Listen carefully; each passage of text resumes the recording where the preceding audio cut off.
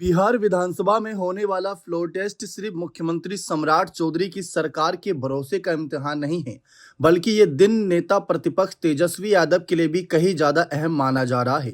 राजनीतिक गलियारों में सबसे बड़ा सवाल यही है कि क्या महागठबंधन के विधायक इस बार भी साथ निभाएंगे या फिर खेला दोहराएंगे।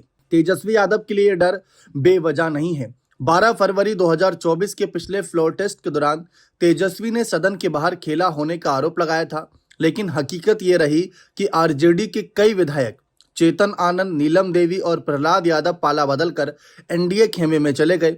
इससे न सिर्फ सरकार गिराने की कोशिश नाकाम हुई, बल्कि महागठबंधन की राजनीतिक साख को भी गहरा झटका लगा। इसके बाद राज्यसभा चुनाव में भी आरजेडी और महागठबंधन को बड़ा नुकसान उठाना पड़ा। कांग्रेस के 3 और राजद के 1 विधायक ने क्रॉस वोटिंग कर दी या सदन में मौजूद नहीं रहे, जिससे यह संदेश गया कि तेजस्वी अपने गठबंधन के विधायकों को एकजुट रखने में सफल नहीं हो पा रहा। इस बार स्थिति और भी चुनौतीपूर्ण होगी। महागठबंधन सिर्फ 35 विधायकों तक सिमटा हुआ है। इतनी कम संख्या में हर एक विधायक की अहमियत कई गुना बढ़ जाती है। राजनीतिक जानकारों के मुताबिक तेजस्वी यादव के सामने इस फ्लोर टेस्ट में सरकार गिराने का लक्ष्य प्राथमिक नहीं है, बल्कि अपने विधायकों को टूटने से बचाना सबसे बड़ी चुनौती है। अगर एक बार फिर आरजेडी या महागठबंधन के विधायक एनडीए की ओर जाते हैं, तो इसका असर सिर्फ विधानसभा सत्र तक सीमित नहीं रहेगा, बल्कि यह तेजस्वी की नेतृत्व क्षमता और 2025 की रणनीति पर भी सवाल खड़े करेगा।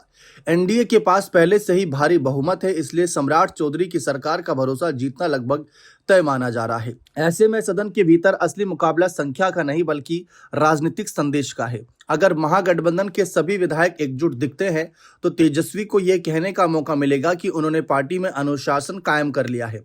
लेकिन अगर एक भी विधायक टूटता है, तो विपक्ष की कमजोर होती पकड़ फिर उजागर हो जाएगी। आज का फ्लोर टेस्ट तय करेगा कि तेजस्वी यादव सिर्फ आक्रामक विपक्षी नेता हैं या फिर विधायकों को संभाल कर रखने वाले मजबूत रणनीतिकार भी। बिहार की सियासत में इसलिए यह कहा जा रहा है कि यह फ्लोर टेस्ट सरकार की मजबूरी है, लेकिन तेजस्वी की राजनीतिक अग्नि परीक्षा है। फिलहाल देखते हैं इसमें तेजस्वी पास हो पाते हैं नहीं। नीतीश कुमार देखिए बड़े लंबे समय बाद बिहार सदन में नहीं दिखेंगे, चर्चा इस बात की भी रहेगी।